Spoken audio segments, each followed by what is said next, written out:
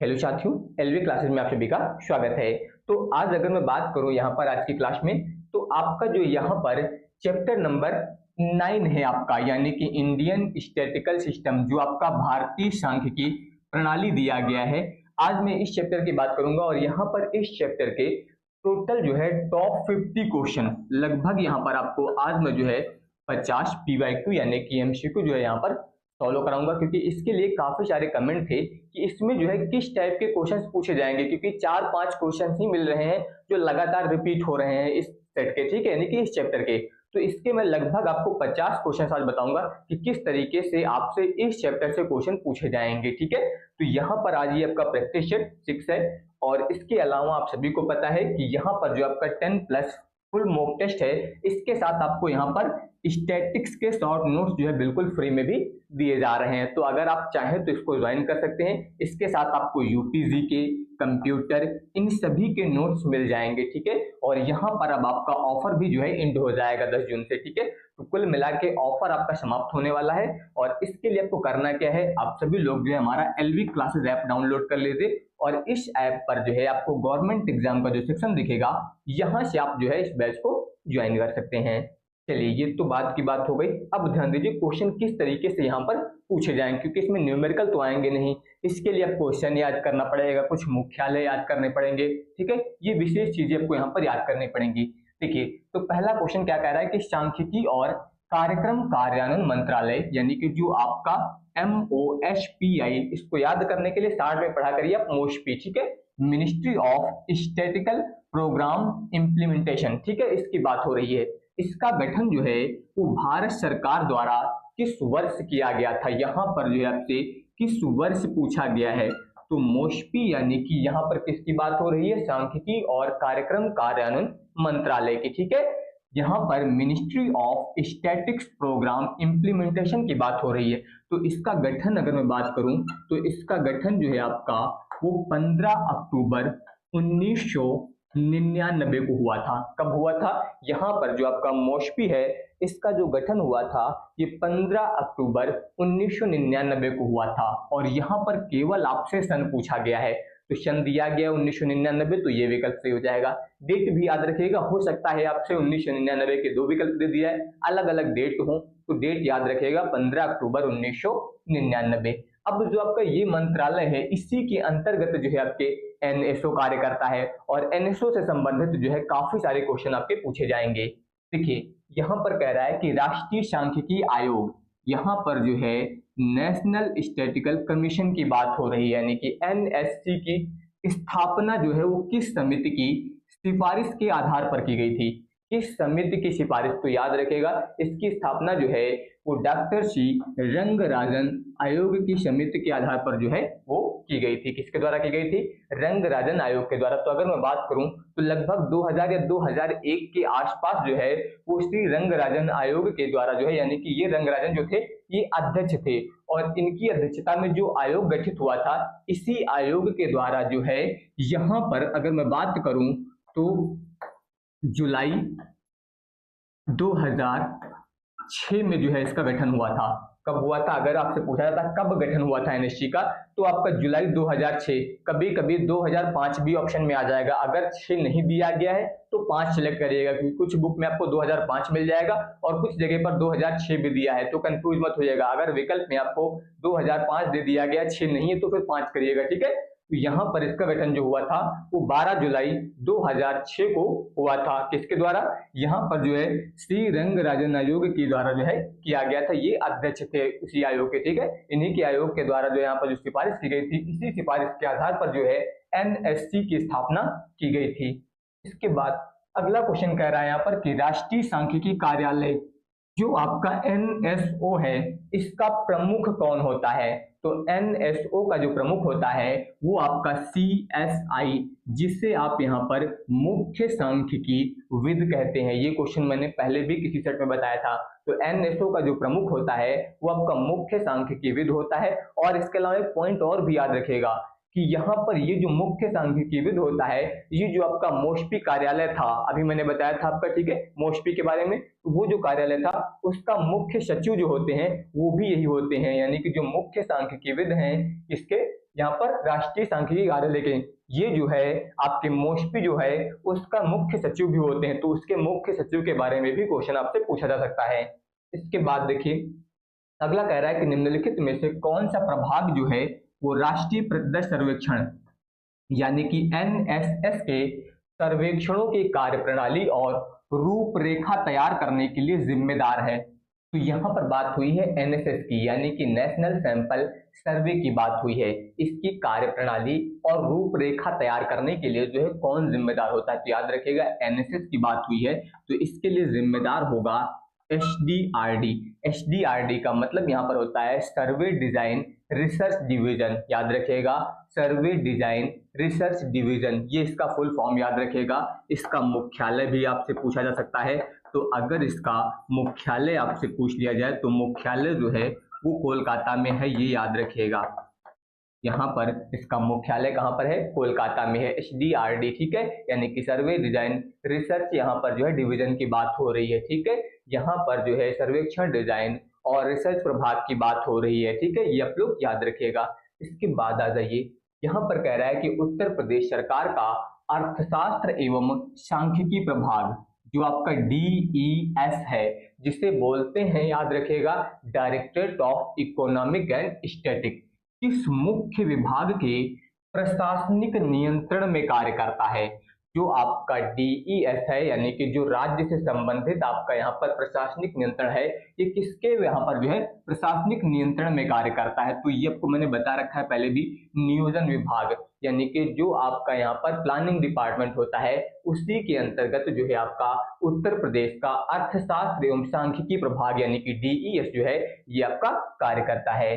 इसके बाद आ जाइए, अगला कह रहा है कि राष्ट्रीय सांख्यिकी आयोग यानी कि नेशनल स्टैटिस्टिकल कमीशन में अंशकालिक सदस्यों की संख्या कितनी होती है, किसकी बात हुई है, NSC की बात हुई है, तो याद रखिएगा यहाँ पर जो है अंशकालिक जो आपके अध्यक्ष होते हैं, अंशकालिक अध्यक्ष की संख्या होती है एक अंशकालिक अध्यक्ष होते हैं, और इसके अलावा अंशकालिक सदस्य की बात की जाए तो अंशकालिक जो सदस्य होते हैं उनकी संख्या 4 होती है, और इसके अलावा एक जो है यहाँ पर पदेन सदस्य होता है, पदेन सदस्य जो है आपका ये एक होता है, और ये नीति आयोग का होता है, ये याद रखिएगा नीति आयोग का जो CEO होता है वही यहाँ पर पदेन सदस्य होता है। इसमें अंशकालिक सदस्यों की संख्या 4 होती है और अंशकालिक अध्यक्ष आपका एक होता है। तो यहाँ पर केवल अंशकालिक सदस्यों की संख्या की बात की गई है,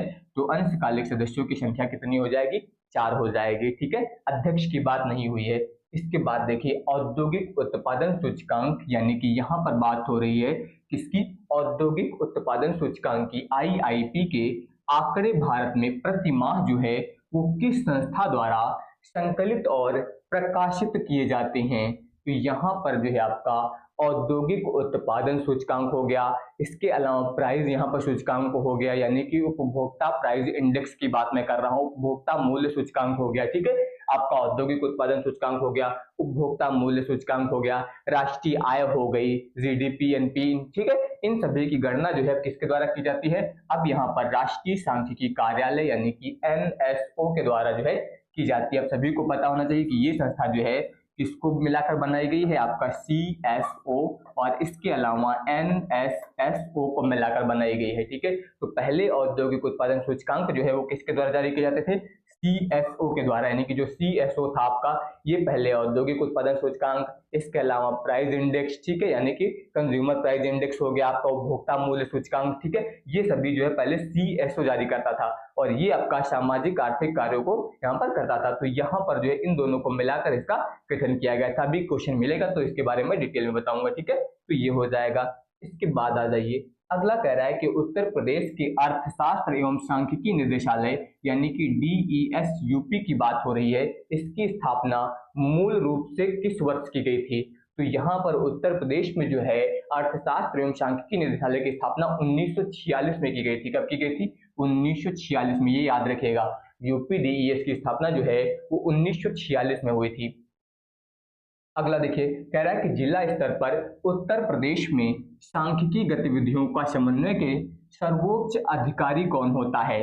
तो किसकी बात हुई है यहाँ पर ध्यान दीजिए, उत्तर प्रदेश में जो है वो जिला स्तर पर।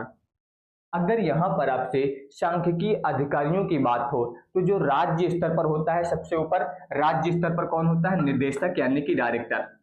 अगर राज्य स्तर की बात होगी तो वहां पर जो उच्च अधिकारी होता है वो निदेशक होता है, जिसे डायरेक्टर आप बोल सकते हैं। किस स्तर पर बात होगी? राज्य स्तर पर।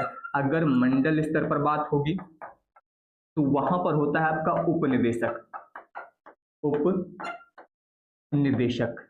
ठीक है, यहाँ पर आपका निदेशक यानी कि डायरेक्टर होता है राज्य स्तर पर। मंडल पर आपका उपनिदेशक यानी कि डिप्टी डायरेक्टर होता है। और इसके अलावा अगर जिला स्तर की बात की जाए तो ये आप लोग याद रखिएगा, ये होता है आपका DESO यानी कि district of economic statistical officer की बात हो रही है, जिला अर्थशास्त्र एवं सांख्यिकी अधिकारी। ये यहाँ पर जो है इसका विकल्प हो जाएगा। तो मैंने क्या बताया, राज्य स्तर पर जो सबसे बड़ा अधिकारी होगा वो निदेशक यानी कि डायरेक्टर होता है, मंडल पर उपनिदेशक जिसे आप डिप्टी डायरेक्टर बोलते हैं, और जिले स्तर पर आपका DESO होता है, director of economic statistical officer होता है, जिला अर्थशास्त्र एवं सांख्यिकी अधिकारी होता है। अगर यहाँ पर विकास खंड की बात की जाए तो विकास खंड के लिए जो अधिकारी होता है वो आपका ADO स्टैटिक्स ऑफिसर होता है। ठीक है, ये आप लोग याद रखिएगा, स्टैटिकल ऑफिसर होता है। ठीक है, असिस्टेंट डेवलपमेंट ऑफिसर की बात हो रही है। तो यहाँ पर राज्य, मंडल, जिला, विकास, तो यहाँ पर आपसे जिला स्तर पर पूछा गया था तो आपका विकल्प नंबर बी सही हो जाएगा। इसके बाद देखिए अगला कह रहा है कि भारत का सांख्यिकी सार जो यहाँ पर स्टैटिकल एब्स्ट्रैक्ट ऑफ इंडिया है, इसका वार्षिक प्रकाशन जो है वो किसके द्वारा जो है यहाँ पर किया जाता है? तो भारत का सांख्यिकी सार की बात हुई है। तो भारत की जो सांख्यिकी सार है इसका वार्षिक प्रकाशन जो है वो राष्ट्रीय सांख्यिकी कार्यालय यानी कि NSO के द्वारा जो है किया जाता है। किसके द्वारा किया जाता है? तो ये आपका जो है राष्ट्रीय सांख्यिकी कार्यालय के द्वारा जो है यहाँ पर किया जाता है। ये आप लोग याद रखिएगा, यानी कि NSO द्वारा जो है वो किया जाता है। इसके बाद आ जाइए, अगला क्वेश्चन कह रहा है कि NSO के क्षेत्र संचालन प्रभाग यानी कि FOD की बात हो रही है, यहाँ पर का जो है मुख्यालय कहाँ पर स्थित है? यहाँ पर जो है NSO के क्षेत्र संचालन प्रभाग की बात हो रही है। तो याद रखिएगा NSO का जो मुख्यालय है वो कहाँ पर स्थित है? नई दिल्ली में स्थित है। NSO का जो मुख्यालय स्थित है वो आपका कहाँ पर स्थित है? तो वो आपका नई दिल्ली में स्थित है। ये आप लोग याद रखिएगा। ठीक है, जहां से आपका प्राथमिक डेटा का एकत्रीकरण किया जाएगा। इसके बाद आ जाइए, अगला कह रहा है कि उत्तर प्रदेश में विकास खंड यानी कि ब्लॉक स्तर पर सांख्यिकी आंकड़ों के एकत्रीकरण का मुख्य उत्तरदायित्व जो है वो किस अधिकारी का होता है? अभी मैंने बताया था ADO या फिर बोल सकते हैं आप ASO, जिसकी आप तैयारी कर रहे हैं, यानी कि सहायक विकास अधिकारी जो है आपका सांख्यिकी यानी कि ASO की बात हो रही है। ठीक है, तो यहाँ पर अगर आपको ASO की जगह पर ADO भी आपका विकल्प में आ सकता है, असिस्टेंट डेवलपमेंट ऑफिसर स्टैटिक्स। ठीक है, ये भी आप लोग याद रखिएगा। इसके बाद आ जाइए, अगला कह रहा है कि निम्नलिखित में से कौन सी संस्था जो है वो भारत में राष्ट्रीय आय के अनुमान तैयार करता है? अभी मैंने बताया था राष्ट्रीय आय का अनुमान हो गया, इसके अलावा औद्योगिक उत्पादन सूचकांक हो गया, ठीक है, कंज्यूमर प्राइस इंडेक्स हो गया, इन सभी का निर्धारण कौन करता है? तो ये आपका NSO करता है। और पहले कौन करता था? आपका CSO यानी कि सेंट्रल स्टैटिक ऑफिस के द्वारा पहले किया जाता था। अब ये आपका नेशनल स्टैटिक ऑफिस के द्वारा किया जाता है। ठीक है, ये याद रखिएगा, राष्ट्रीय सांख्यिकी कार्यालय के द्वारा जो है किया जाता है। इसके बाद देखिए कथन यहाँ पर दिया गया है कि NSO आधिकारिक सांख्यिकी प्रणाली का नोडल अभिकरण है। जो आपका NSO है यानी कि राष्ट्रीय सांख्यिकी कार्यालय जो है ये आधिकारिक सांख्यिकी प्रणाली का नोडल अधिकरण है। बिल्कुल सही बात है। और फिर कारण बोला गया है कि यह जो है मानकों को बनाए रखता है, यानी कि जो मानक हैं उनको ये बनाए रखता है NSO। तो दोनों बातें बिल्कुल सही हैं और R इसके लिए यहाँ पर सही व्याख्या भी कर रहा है। तो A और R आपके दोनों सही होंगे और R इसकी यहाँ पर सही व्याख्या करेगा। तो यहाँ पर ध्यान दीजिए, अगला क्वेश्चन कह रहा है कि सांख्यिकी संग्रहण अधिनियम वर्तमान में प्रभावी रूप से जो है किस वर्ष पारित किया गया था? तो याद रखिएगा, सांख्यिकी संग्रहण अधिनियम जो है ये वर्तमान में 2008 में पारित किया गया था। और किसके द्वारा किया गया था? तो संसद द्वारा पारित किया गया था। और इसी ने जो है 1953 अधिनियम की जो है वो जगह ली थी, यानी कि सांख्यिकी संग्रहण अधिनियम जो 1953 था उसकी जगह पर 2008 आया था। ठीक है, ये संसद द्वारा जो है वो पारित किया गया था। इसके बाद देखिए अगला क्वेश्चन, अगला कह रहा है कि NSO के डेटा प्रसंस्करण प्रभाग यानी कि डीपीडी का जो है वो मुख्यालय कहाँ स्थित है? तो इसका मुख्यालय जो है वो कोलकाता में स्थित है। याद रखिएगा कहाँ पर स्थित है? एनएसओ के डेटा प्रसंस्करण प्रभाग की। अगर एनएसओ का मुख्यालय पूछा जाएगा तो वो तो नई दिल्ली में है, ठीक है, लेकिन अगर डीपीडी की बात होगी तो वो कोलकाता में स्थित है। इसके बाद आ जाइए, अगला कह रहा है कि उत्तर प्रदेश यानी कि डायरेक्टरेट ऑफ इकोनॉमिक स्टैटिस्टिक्स की कृषि सांख्यिकी विंग का मुख्य कार्य क्या है? तो यहाँ पर जो है कृषि सांख्यिकी विंग की बात हुई है, तो इसका मुख्य कार्य जो है वो फसल कटाई प्रयोगों से अनुमान यानी कि क्रॉप कटिंग एक्सपेरिमेंट की बात हो रही है यहाँ पर, ठीक है। तो कृषि सांख्यिकी विंग जो है आपका फसल कटाई प्रयोगों से अनुमान, ये आपका सही हो जाएगा। अगला कह रहा है कि भारत का जो मुख्य सांख्यिकी विद है यानी कि जो सीएसआई है वो किस मंत्रालय का सचिव भी होता है? शुरुआत में ही मैंने बताया था कि यहाँ पर जो मुख्य सांख्यिकीविद होता है वो आपका जो मिनिस्ट्री ऑफ स्टैटिस्टिकल प्लानिंग या फिर प्रोग्राम इम्प्लीमेंटेशन कार्यालय होता है उसका जो है वो मुख्य सचिव भी होता है। मैंने शुरुआत में ही आपको बताया था। इसके बाद देखिए कौन सी पत्रिका जो है वो अर्थशास्त्र एवं सांख्यिकी प्रभाग यूपी का एक प्रमुख प्रकाशन है? तो यहाँ पर किसकी बात हो रही है? बात हो रही है सांख्यिकी पत्रिका का, यानी कि यहाँ पर जो है सांख्यिकी पत्रिका जो है ये यहाँ पर अर्थशास्त्र एवं सांख्यिकी प्रभाग का जो है एक प्रमुख वार्षिक प्रकाशन है, ठीक है, ये आप लोग याद रखिएगा। इसके बाद देखिए अगला कह रहा है कि उद्योगों का वार्षिक सर्वेक्षण यानी कि जो एएसआई है ये भारत में किसके द्वारा आयोजित किया जाता है? तो उद्योगों का जो वार्षिक सर्वेक्षण होता है वो जो एनएसओ का आपका इंडस्ट्रियल स्टैटिस्टिकल विंग होता है उसके द्वारा जो है यहाँ पर ये आयोजित किया जाता है। तो ये याद रखिएगा, उद्योगों का जो वार्षिक सर्वेक्षण होता है वो आपका एनएसओ का जो इंडस्ट्रियल, यहाँ पर बात हो रही है औद्योगिक सांख्यिकी विंग की बात हो रही है, ठीक है, इंडस्ट्रियल स्टैटिस्टिकल विंग जो होता है वही जो है यहाँ पर उद्योगों का वार्षिक सर्वेक्षण जो है वो आयोजित करता है। अगला यहाँ पर कह रहा है कि अर्थशास्त्र एवं सांख्यिकी निदेशालय उत्तर प्रदेश के मंडल स्तर पर कौन सा अधिकारी नियुक्त होता है? अभी मैंने बताया था कि जो सबसे उच्च अधिकारी होता है राज्य स्तर पर वो निदेशक यानी कि डायरेक्टर होता है, और मंडल स्तर की जब बात होगी तो उप निदेशक यानी कि यहाँ पर डिप्टी डायरेक्टर की बात होगी। किसकी बात होगी? उप निदेशक यानी कि डिप्टी डायरेक्टर की बात होगी, ठीक है। इसके बाद आ जाइए, अगला कह रहा है कि राष्ट्रीय सांख्यिकी आयोग यानी कि एनएससी के प्रथम अध्यक्ष कौन थे? तो यहाँ पर मैंने आपको बताया था कि एनएससी नेशनल स्टैटिस्टिकल कमीशन की बात हो रही है। इसका गठन जो है वो सी रंगराजन की समिति द्वारा जो है वो किया गया था 2006 में, ठीक है, और इसके प्रथम अध्यक्ष की बात हो रही थी। तो ये जो यहाँ पर किसकी अध्यक्षता में हुआ था अगर ये पूछा जाए तो वो सी रंगराजन थे, ठीक है, लेकिन प्रथम अध्यक्ष जो थे वो यहाँ पर प्रोफेसर एस डी तेंदुलकर यानी कि प्रोफेसर सुरेश डी तेंदुलकर थे। तो ये दोनों में कंफ्यूजन पैदा कर सकता है, ये याद रखिएगा। मैंने क्या बताया कि किसकी अध्यक्षता में अगर यहाँ पर इसका गठन हुआ था तो वो डॉक्टर सी रंगराजन की अध्यक्षता में जो यहाँ पर आयोग था उसके यहाँ पर सिफारिश पर यह गठित हुआ था। तो अध्यक्षता में किसकी गठित हुआ था? तो ये सी रंगराजन होंगे, लेकिन अगर प्रथम अध्यक्ष पूछा जाएगा तो वो यहाँ पर प्रोफेसर सुरेश डी तेंदुलकर होंगे, ठीक है।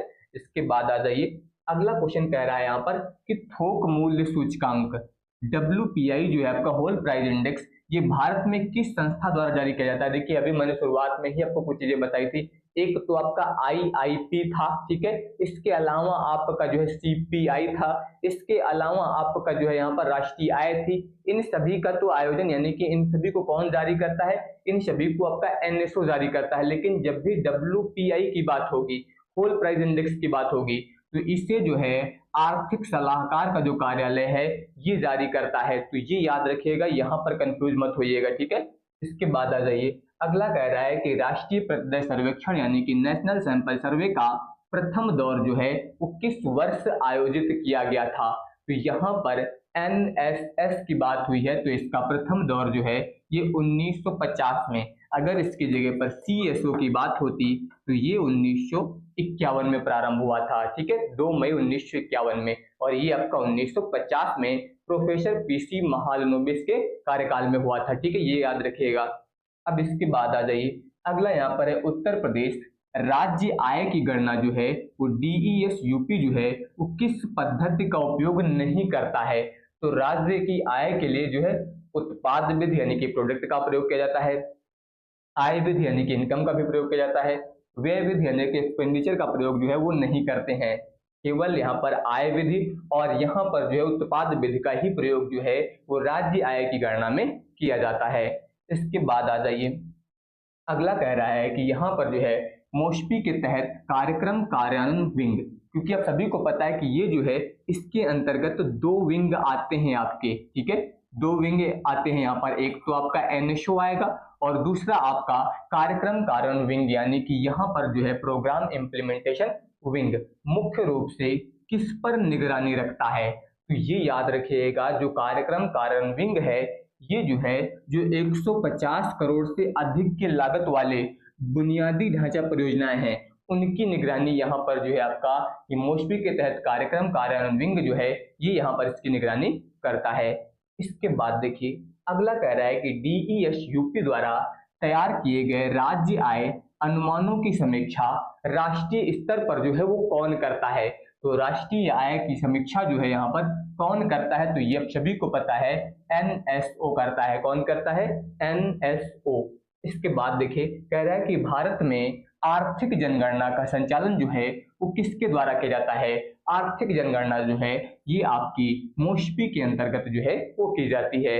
इसके बाद आ जाइए, अगला कह रहा है कि उत्तर प्रदेश में जिला सांख्यिकी पुस्तिका प्रकाशित करने का उत्तरदायित्व तो किसका है। देखिए किसकी बात हुई यहाँ पर, जिला सांख्यिकी पुस्तिका की। तो ये आपका जो है जिला अर्थशास्त्र एवं जो सांख्यिकी अधिकारी होगा वही यहाँ पर जो है जिला सांख्यिकी पुस्तिका को जो है वो प्रकाशित करेगा, ठीक है। इसके बाद देखिए अगला यहाँ पर कह रहा है कि एनएसओ द्वारा संकलित जो कंज्यूमर प्राइस इंडेक्स है इसके 3 भाग कौन से हैं। तो इसके 3 भाग याद रखिएगा, ग्रामीण होंगे, शहरी होंगे और संयुक्त होंगे। ये आपके एनएसओ द्वारा संकलित जो सीपीआई है यानी कि कंज्यूमर प्राइस इंडेक्स है उसके 3 भाग आपके ग्रामीण, शहरी और यहाँ पर जो आपके कौन से हो जाएंगे, संयुक्त हो जाएंगे, ठीक है। इसके बाद आ जाइए, अगला कह रहा है कि भारत में राष्ट्रीय सांख्यिकी दिवस जो है 29 जून को किसके सम्मान में मनाया जाता है। तो ये जो है आपका पीसी महालनोबिस, इन्हीं के जन्म दिवस पर जो है भारतीय राष्ट्रीय सांख्यिकी दिवस जो है आपका वो मनाया जाता है, ठीक है, ये याद रखिएगा।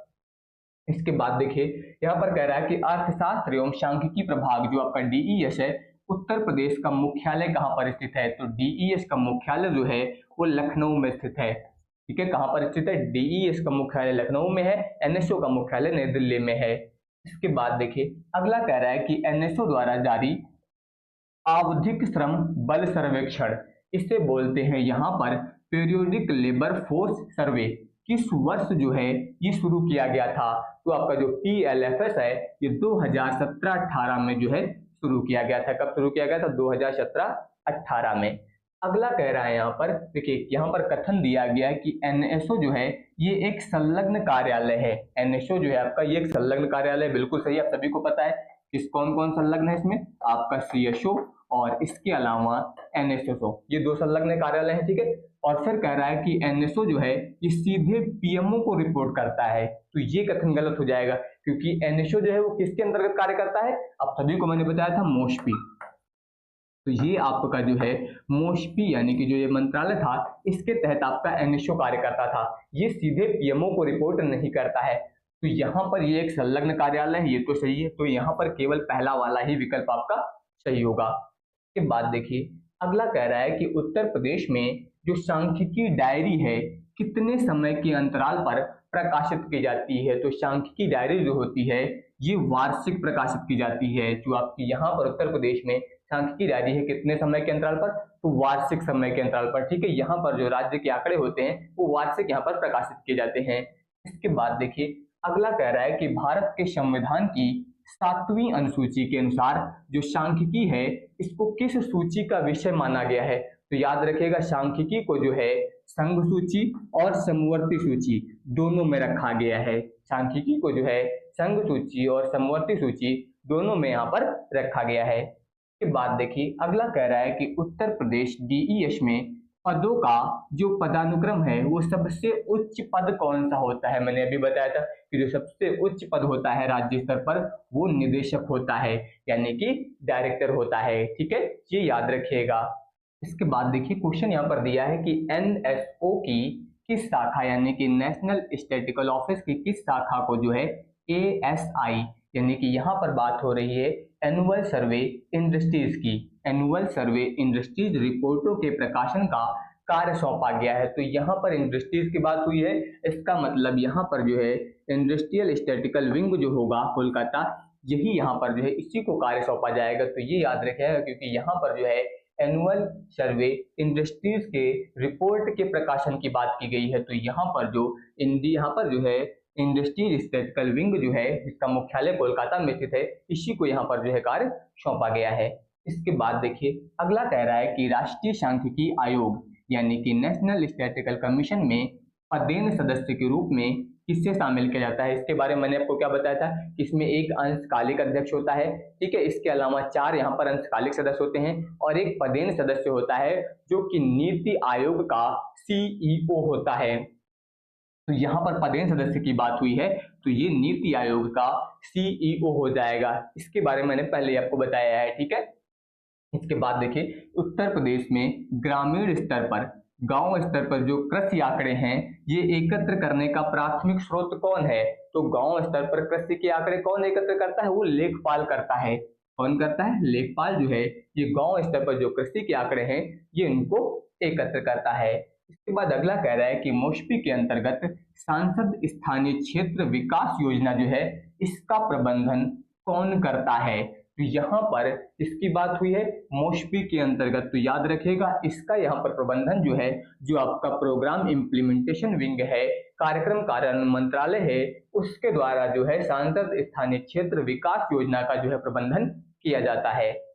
के बाद देखिए अगला कह रहा है कि शहरी गैर मैनुअल कर्मचारियों के लिए जो है आपका सीपीआई यानी कि जो कंज्यूमर प्राइस इंडेक्स है वो किस वर्ष बंद कर दिया गया। तो ये आपका जो सीपीआई है ये 2008 में बंद किया गया था। कब बंद किया गया था, 2008 में जो है बंद किया गया था। इसके बाद देखिए अगला कह रहा है कि पूंजी निर्माण और बचत के अखिल भारतीय अनुमान जो है वो कौन तैयार करता है। किसकी बात हो रही, पूंजी निर्माण और बचत, ये जो है आपका एनएसओ के अंतर्गत जो एनएडी यानी कि नेशनल अकाउंट डिवीजन की बात हो रही है, राष्ट्रीय लेखा प्रभाग की बात हो रही है। तो याद रखिएगा पूंजी निर्माण और बचत के अखिल भारतीय अनुमान जो है ये एनएसओ के अंतर्गत जो आपका एनएडी होता है, राष्ट्रीय लेखा प्रभाग होता है, वही यहाँ पर तैयार करता है। इसके बाद देखिए अगला कह रहा है कि जो आपका एनएसएस है यानी कि नेशनल सैंपल सर्वे के किस दौर को भारत में रोजगार सर्वेक्षणों के लिए जाना जाता था, जिसे अब यहाँ पर जो है पीरियोडिक लेबर फोर्स यहाँ पर सर्वे के ने बदल दिया गया है। तो इसे कब से चालू किया गया, तो मैंने भी आपको बताया था 2017 से जो है आपका पीरियोडिक लेबर फोर्स सर्वे जो है ये चालू कर दिया गया है। और यहाँ पर जो है एनएसएस के किस दौर को भारत में रोजगार सर्वेक्षणों के लिए जाना जाता था, तो याद रखिएगा पंचवर्षीय दौर को, क्योंकि ये जो था ये 5 वर्षों के लिए था। तो पंचवर्षीय दौर को जो है यहाँ पर रोजगार सर्वेक्षणों के लिए जाना जाता था, जिससे अब यहाँ पर जो है 2017 से पीरियोडिक लेबर फोर्स सर्वे में बदल दिया गया है।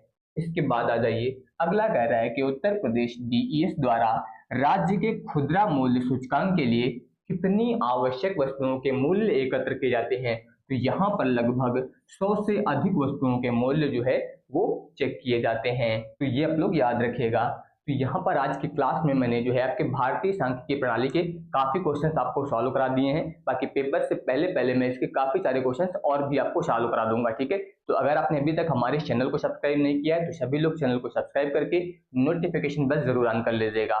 धन्यवाद।